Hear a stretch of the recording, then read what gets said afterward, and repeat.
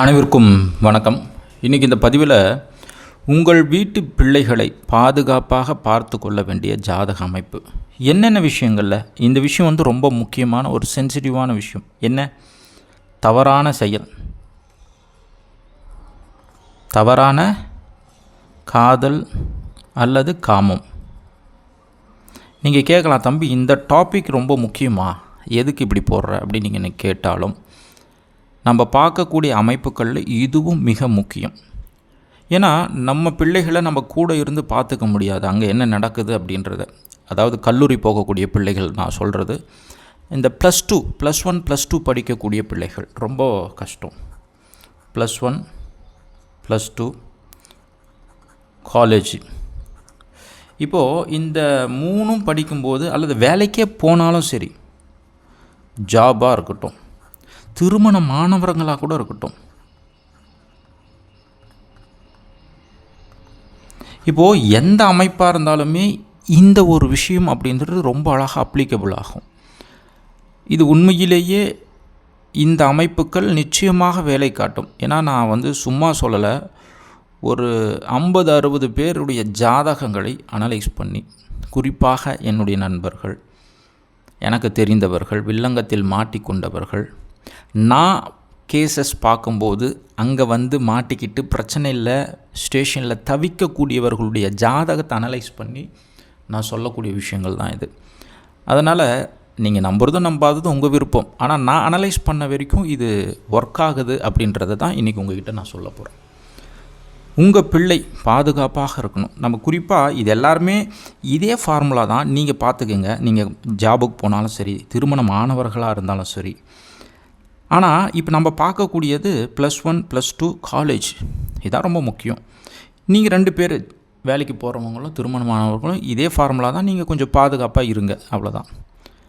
இப்போது மொதல் விஷயம், சார் காமம் அப்படின்னு சொன்ன உடனே சுக்கிரன் தான் மெயின். ஏன் சுக்கிரன்? சுக்கிரன் உச்சமாக இருக்கார் அல்லது ஆட்சியாக இருக்காருன்னு வச்சிங்களேன். ஒருவருடைய ஜாதகத்தில் சுக்கிரன் உச்சமாக ஆட்சியாக இருந்தால் அவங்கள நீங்கள் பார்க்கும்போது வசீகரமாக இருப்பாங்க. அதுவும் குறிப்பாக ஒரு பெண் பிள்ளையாக இருந்தால் நிறைய மேக்கப் பண்ணக்கூடிய பிள்ளையாகவும், நல்ல ஆடம்பரமான துணிகள் உடுத்தக்கூடிய பிள்ளையாகவும், மற்றவர்களை விட நான் தனித்து அவர்களுக்கு தெரிய வேண்டும் அப்படின்ற ஒரு எண்ணம் கொண்டவர்களாகவும், நல்ல ஆடை அணிகலன்கள், நல்ல ஜுவல்ஸு அந்த மாதிரிலாம் போட்டு தன்னை அழகாக காட்டி கொள்ளக்கூடியவர்கள் அழகாக தான் இருப்பாங்க. இந்த சுக்கிர பகவான் எங்கே உச்சமாக இருப்பார்? மீனத்தில் உச்சமாக இருப்பார். சுக்கிரன் இந்த இடத்துல உச்சமாக இருப்பார். உச்சம்.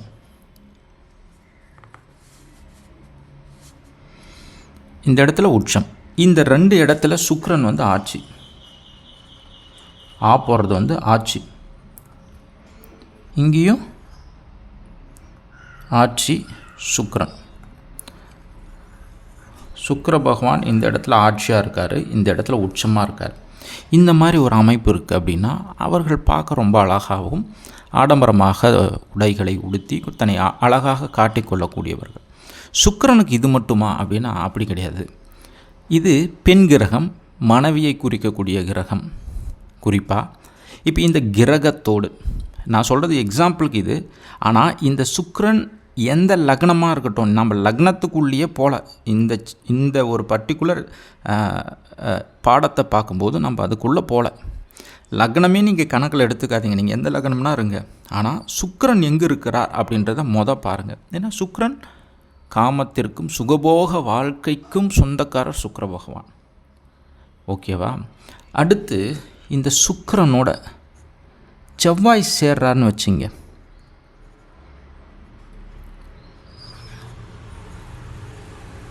சேர்க்கை. இப்போது உதாரணத்துக்கு செவ்வாயும் சேர்ந்துருக்காரு, இந்த சுக்கிரனோட சேர்ந்துருக்காருன்னு வச்சுங்க. அப்பொழுது இந்த மாதிரி அமைப்புகள் சேர்ந்து இருக்கும்போது மிக எளிதில் இந்த பிள்ளைகள் இந்த காமத்தில், காதல் என்ற பெயரில் மாட்டிக்கொள்வார்கள். தவறுகள், அதாவது இளம் வயதில் சூறை போவதற்கான வாய்ப்பு இருக்குது.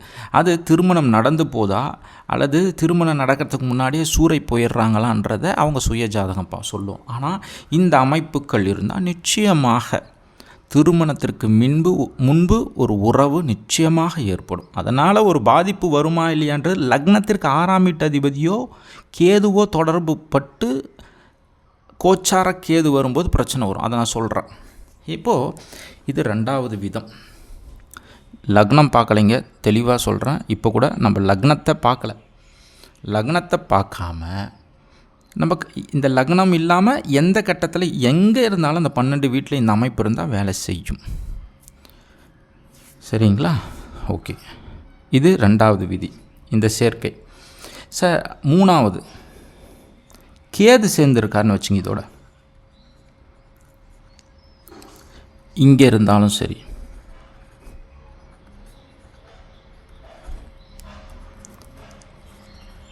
இப்போ இது என்ன பண்ணுன்னா இந்த 3 அமைப்புகள் ஒன்றுக்கு மேற்பட்ட வலைகளில் மாட்டிவிடும். ஒரு பெண் காமம் ஒன்றுக்கு மேற்பட்ட வலை. உங்களுக்கு புரியுதா? அதாவது இந்த கிரகத்தினுடைய தன்மையை நம்ம சேர்த்திக்கணும். இதுவும் நமக்கு ஒரு பாடம் தான். அப்போ உங்கள் பிள்ளைகள் ஜாதகத்தில் இந்த மாதிரி அமைப்பு இருக்குன்னா ரொம்ப கேர்ஃபுல்லாக பார்த்துக்கணும். இல்லைனா அது ஒரு சிக்கல். ஏன்னா கேது என்பது மாய வலை. அந்த வலையில் மாட்டிவிடும். நண்டு மாதிரி ஒன்றுக்கு மேற்பட்ட ஆண்களோட பெண்களோடைய தொடர்பில் மாட்டி விட்டுரும். அந்த வேலையை இது செய்யும். திருமணம் ஆன பிறகு பாருங்கள், ஒரு சில பேர் தசாபுதிகள் கெட்டு போயிருக்கும்போது அவன் மனைவியை விட்டுட்டோ கணவனை விட்டுட்டோ வேறு தொடர்புக்கு போவாங்க. சரி, அதை விடுங்க, நம்ம அந்த டாபிக் தனியாக பார்க்கலாம். இப்போது இந்த அமைப்பு இருக்குன்னா ஒரு பெண், ஆண் என்பது கணவர், செவ்வாய் என்பது கணவர், ஒரு பெண் ஒரு ஆணிடம் வலையில் மாட்டிக்கொள்வது, ஒரு காம வலை, வலைக்குள் மாட்டிக்கொள்வது. இது வலை, பொதுவான வலை. இது காம வலை, காம இச்சை, வெறி கொண்டு செய்தல். இப்போ இதனோடு இது தொடர்பு கொண்டு இந்த வலையில் மாட்டி விடுவது. இதுதான் இதோட கான்செப்ட். ஸோ நம்ம பாதுகாப்பாக இருக்கணும். சரி, இது ஒரு விதம். அடுத்து சில பேர் சந்திரனை எடுப்பாங்க, சில பேர் 3ஆம் இடத்தை எடுப்பாங்க. லக்னத்திற்கு 3ஆம் இடம். ஒரு சிலர் சந்திரனை எடுப்பாங்க இந்த காமத்திற்கு. பட் இது 100% ஒர்க் ஆகக்கூடிய ஜாதகம், அதாவது அமைப்பு நம்ம பார்க்கக்கூடியது. இப்போது இது ஒரு தெளிவு பிறந்திருக்கும். இப்போது உங்களுக்கு இன்னொரு டவுட் வரலாம். சார், நீங்கள் சொன்ன மாதிரி இந்த 3 கிரகமும் இல்லைங்க அப்படின்னா என்ன? அடுத்து கனெக்டடுன்னு சொல்லுவாங்க. பிருகு நந்தி நாடி முறை பிரகாரம் 1, 5, 9 இந்த இடங்களில் கனெக்ட் ஆகியிருந்தா, சுக்கிரன் இங்கே இருக்கார், சுக்கிரன் இருக்கிற இடத்துல 1, 2, 3, 4, 5 இந்த இடத்துல செவ்வாய் இருக்கார், அல்லது 7, 8, 9 இந்த இடத்துல செவ்வாய் இருக்கார், இதுவும் ஒரு கனெக்டட் தான். அதே மாதிரி கேதுவும் இருக்காருன்னு வச்சுங்க,